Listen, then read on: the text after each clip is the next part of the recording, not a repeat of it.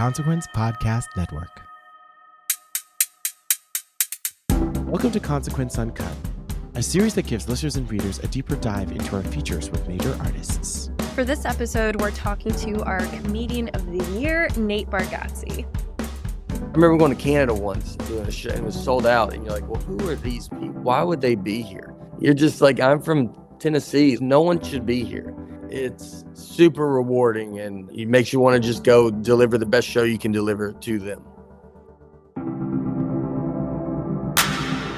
I'm Ejon Zulu, lead podcast producer at Consequence. And I'm Mary Soroki, associate editor here at Consequence. So Mary, welcome to Consequence Uncut. I feel like it's the end of the year. We have all of these end of the year interviews. And finally, we get you on this podcast. I'm so excited. I love a good podcast appearance. Why not, you know? I know you were recently on our newly added podcast, Good for a Weekend, which is Taylor Swift podcast. Thank you so much for doing that. Yeah, those girls were so awesome. I really enjoyed speaking with them. I am a little anxious to hear the interview because I was very sick at the time on a lot of cold meds. I barely remember the conversation. So it's going to be new for all of us whenever that releases. First time listen for everyone. We're living, we're growing. The episode posted today. Or tomorrow, actually. Sorry, tomorrow. Love it. Not when people are hearing this, the episode will already be out. Go check it out. I did get a chance to listen. You sound great, so don't worry. Oh, good. Okay, great. That's encouraging. Thank you. Okay, awesome. But today we're here to talk about Consequence's Comedian of the Year. Nate Bargatze is so wonderful. I'm so thrilled that we named him our Comedian of the Year and that he was willing to chat with us because he has had such an incredible year, which obviously informed us choosing him. But it was extra fun for me. He's a Nashville guy. He's known around town as just a really nice person. And I can confirm that from our conversation as well. He's extremely down to earth. He's very kind in his comedy as well, which is something we chatted about a little bit and why that's important to him. But for people who don't know him, I would point them to his recent stint hosting Saturday Night Live. His monologue is so excellent. And we talk about one of the skits that he just knocked it out of the park with, called Washington's Dream. I did watch that episode. Yes. He's so good. And it's just really fun to see someone who's been in this business for a long time and is known as a nice guy to be on top of the world. So I'm really happy we got to champion him in this way. I know when we were talking about Comedian of the Year, I figured that we were talking about some young upstart that's like just, been doing stand-up for 2 years and like won a competition, but it's like, no, he's actually a seasoned comedian. Extremely, yeah. Yeah. And also, I mean, I don't take sides in terms of comedy. Like I like, dirty comedy as you discussed it in the interview, but I also enjoy clean comedy every now and then, just because I'm always reminded that humor it's really just about things that like are kind of a little off in the world and everyone kind of knows what they are. So regardless of the context, someone who's just like naturally funny can take whatever it is and like have you like almost in tears. Exactly. Yeah, I think that's his great gift is his observational humor. And he has just over the years honed this deadpan delivery and it's a perfect combo. So it was really fun getting to chat with him. We had a very easy, free-flowing conversation, just like a really, really cool guy. I know. And I can't believe he's like, oh yeah, well, I've been doing stadiums now, but like I'm also producing like comedy specials and have my own podcast. He's basically a mogul. Yes. Yes. Yeah. And what's so funny is in a lot of his comedy, he's very self-deprecating. He's very self-aware, but he's like, I'm not a very smart guy. And I find that so hard to agree with when his comedy is so sharp and he's clearly got good business instincts and good people around him. So we're here to champion Nate Bargatze for sure. I know. So congratulations to him. And I'm so excited for this interview. Yeah, people can check it out on consequence.net. Go read the whole piece that gives a little bit of context about his whole year and enjoy the whole conversation right here. Exactly. And so now we'll turn it over to Mary and Nate Bargatze, Consequence's Comedian of the Year 2023, for this interview. Please enjoy.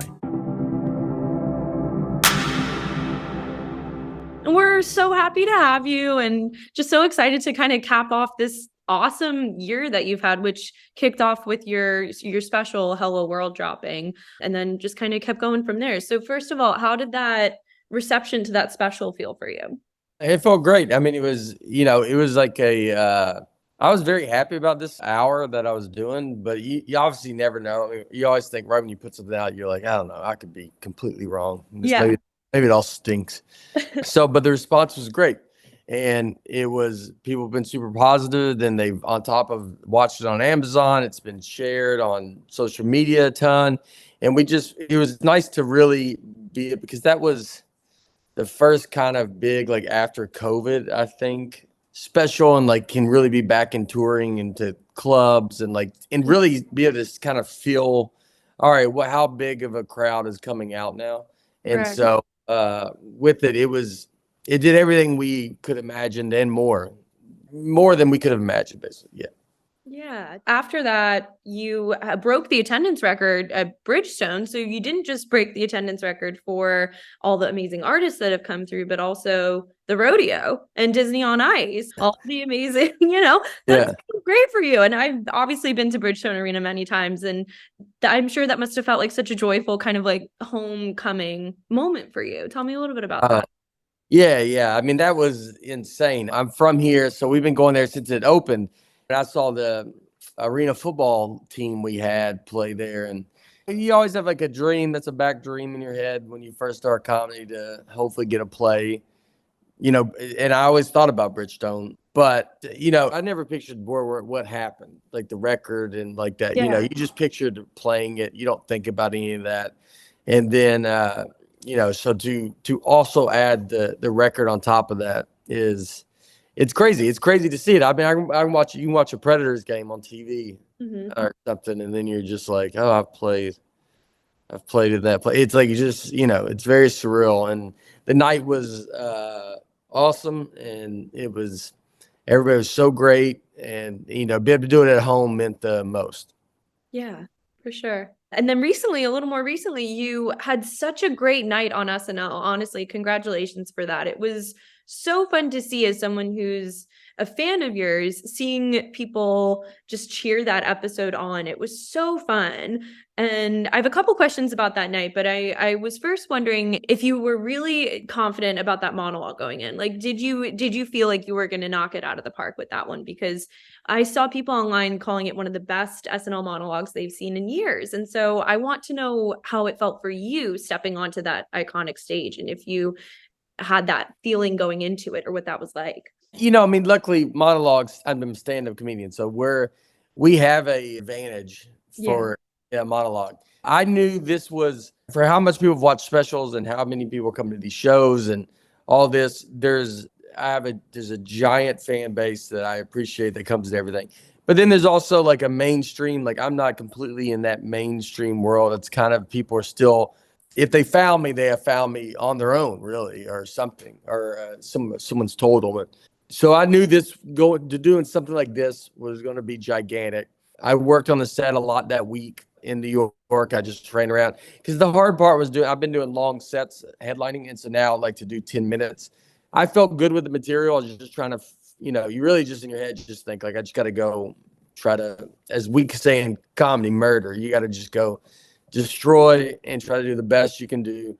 And I know it'll be a lot of times first time people seeing me, they didn't know who I was. And so I just wanted to make sure I did the best that I could do. So, I mean, I felt good at the material, but I mean, I was, you're nervous when you walk out. Yeah. There's a monitor, and so you can see yourself, and then you see the Saturday Night Live behind you.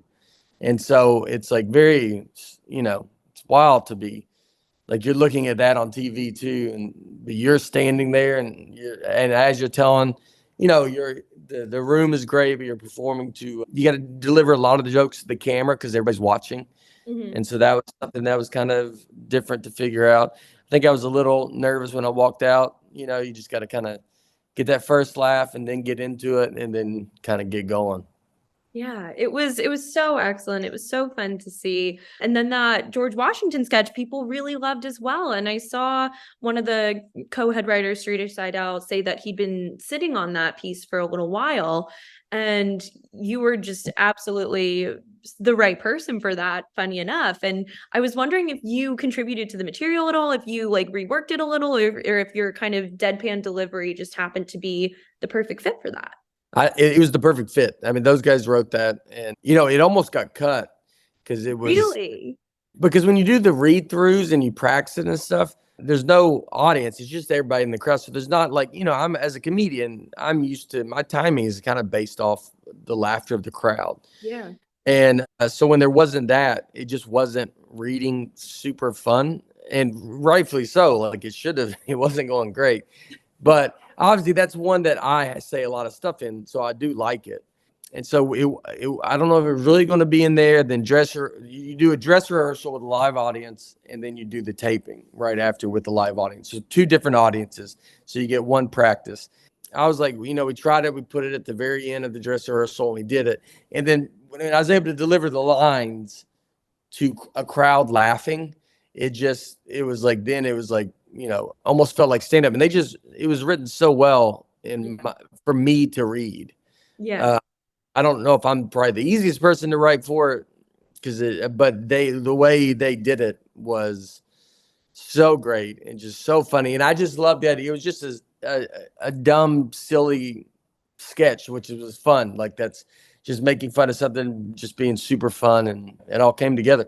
I mean, I got people say stuff to me all the time about it now. Yeah, it's really, really great.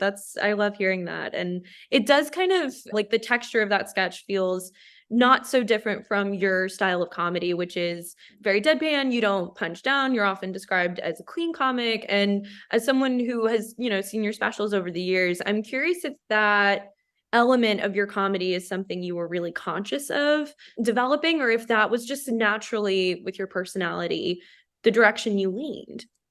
Naturally, would have probably headed that direction, just the way I grew up, and just everything is naturally going to be more similar to how you are.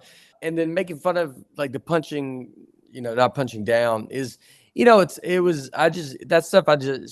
just doesn't, it's hard for me to do. I could never even sell it. I didn't like it. I don't want to really make someone feel uncomfortable. I wouldn't say I'm, it's like, I don't know, not to say there's anything wrong. I mean, a lot of comics do it. They do it very well, and people love watching it. It wasn't my thing that I could really get behind. And with comedy, you got to be able to deliver stuff with confidence, and what you're doing and being your own voice. And so my voice just ended up being this.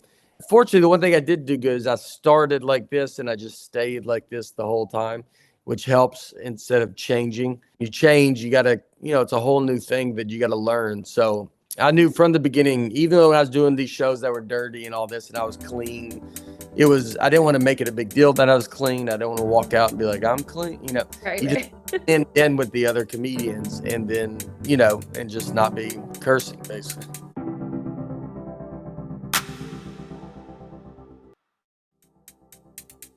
What do you love about developing material on the road? And also, I'm just curious what you miss about Nashville when you're traveling. Just being home, I mean, I'm from here. So just, as Nashville's growing and changing and restaurants are opening, all this stuff, there's a lot of stuff I don't get to see as much that is fun. And I mean, and just the fact of being here. But on the road, I love the road. I really do. I love making people laugh. And it's like almost I just keep falling in love with it. And I love when you go to these shows and you can hear people laughing so hard. And the whole show, we have the openers, a lot of guys I've started with. And so they're all headliners in their own right. And so try to really make the whole night just be this, just kind of like come, relax, have fun, laugh very hard, and be a giant relief. And I enjoy it. And then you figure a lot of stuff out on the road. You get little, I did a corporate gig the other night, and it was like fine. Some of those are good. Some of those are like just weird setups. But I got one extra little joke out of it that I'll be able to use in my act. And like that stuff, that's so fun. Because you just like accidentally stumble into something, and then you're like, oh, I could say this now in my act. And yeah, I love it all. We get an immediate reaction. That's the best thing. That's what was fun about Saturday Night Live. You're doing it, and when you get done, you immediately know how it went, or you can hear the audience and everything. Yeah. So stand up is that, you say this joke and you immediately know it's good, it's not good, or whatever it is. In addition to some of those capstone moments like SNL and that night at Bridgestone, have there been any other nights throughout this great year that you've had that really jump out at you as kind of markers of your 2023? Yeah, I mean, Salt Lake City was a big one. I went to the Delta Center where the Jazz play. We did 3 shows there. Red Rocks. Honestly, it's how many people are coming out is really a lot. We're doing a lot of arenas, and we're doing 2 shows in a day in some of these places, and it's that overwhelming feeling that people are continuing to come, and you really can't wrap your head around it. And me being out, my dad tours with me, to some of the shows, and my family works close with me with stuff, and it's just, I mean, the amount of people that are watching and following along is very humbling and appreciative. And so I think you really can't believe it. I mean, when you go somewhere, I remember going to Canada once and doing a show, and it was sold out, and you're like, well, who are these people? Why would they be here? You're just like, I'm from Tennessee. No one should be here. It's super rewarding, and it makes you want to just go deliver the best show you can deliver to them. Yeah. And after this kind of big year that you've had, what are some of those wildest dreams that you still have? I mean, I still have like a TV show, movie, that kind of stuff. Trying to figure all that stuff out and see. I mean, touring is what's interesting with stand-up comedy. Stand-up is in a new place. It's booming, and live shows are booming. And so stand-up is becoming such a big thing. And there's a lot more comics that are doing arenas, arenas were not always a big thing that people did. It was very Andrew Dice Clay or Steve Martin, Eddie Murphy, like, Kevin Hart. Like, it was just not that everybody's doing arenas, but it's just stand-up is just getting this big audience and this big platform. And so it's interesting to see where that's going to go. And then, yeah, and I mean, the TV shows and the movies and then being able to produce stuff for, mine being clean and kind of family friendly, that kind of thing is, I like having comics that can do that too and make stuff, so people that don't want to, watch dirty comedy or whatever, they have an option. So, it's just, yeah, moving that forward and kind of figuring out what the next steps. I look forward to the next year. And the best thing about what I've always loved about comedy, even at the beginning, is like, you never know what's going to be next. And that's fun. And so and I still love that today, is just I don't know what, I could tell you all this and then be like, well, it's something completely different. Yeah. And it's, that's what's fun. Have you been able to see a lot of other comics perform this year? Not a ton, because I've been just out. I mean, the guys that open for me, I mean, I have probably about 20 comics that kind of come, and so you get to see a lot of them, just throughout the year. So, but I haven't got to, I think if I went to a show, I don't think I've really been to it. I haven't been able to go to a show.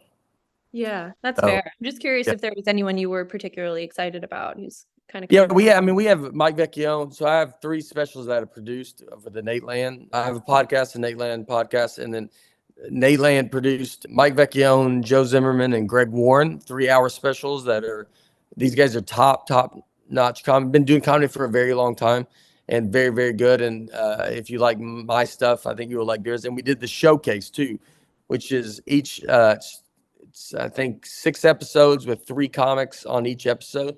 And it's kind of a mix of kind of comics been around and some newer comics, and they're all doing basically TV clean sets. And so it's, that's on YouTube right now. So, but there's plenty of content out there to see a lot of different comics from, completely different levels from all over the country. And so, it's nice. It's nice to be to have a place where some comedy, and I want to expand that just so newer comics can go do it. Love it. Yeah. Well, in the spirit of it's end of year, we're putting together all of these 2023 accolades, and I'm always curious what people are listening to right now, what they're watching. I mostly cover pop music here at Consequence. If you had an album you really loved this year or a movie you really loved, I love just kind of picking people's brain on that. See, I'm always not the best. I watch a lot of old stuff, so I'm watching Terminator right now. I've never seen it. I'm halfway through it, and so that's been pretty fun. No, wait, I finished it. Sorry, and now I got to go to Terminator 2. So that's where we're at right now. I usually go watch like some old movies. You know, a lot of stuff I haven't seen. I That's do just too, nice. actually. Yeah, it's great. It's just something that you can just kind of turn on, and I don't know. It's like because it's old, you just don't feel like you have to be. I'm not going to have to go talk to someone about it. Like I'm not going to have to, hold a big thing. So I'm watching that, and people are annoyed when you bring up. You're like, "Hey, in Terminator 2, did that guy do?" And they're like, "The people barely remember the movie," and I'm like, "Well, I would like to talk about it now." Well, a lot of country music, I guess. I'm not the best music person either. That's okay. Our end of year, we really loved Jason Isbell this year, who's also just like a great guy. Yeah. And the new Zach Bryan record, really good as well. Yes. Yes. Yeah. Those are great. I'm Dan and Shay. I'm friends with Dan and Shay, and Mhm. so big Dan and Shay fans, and they have a new album out, and so 21 Pilots. 21 Pilots is another one that's great. Surprisingly, they're clean as well, and I don't think most people would ever notice that. And Yeah, I went to Belmont. They were super popular at Belmont, and they kind of like their friend group definitely overlapped with a lot of the Belmont kids. yeah.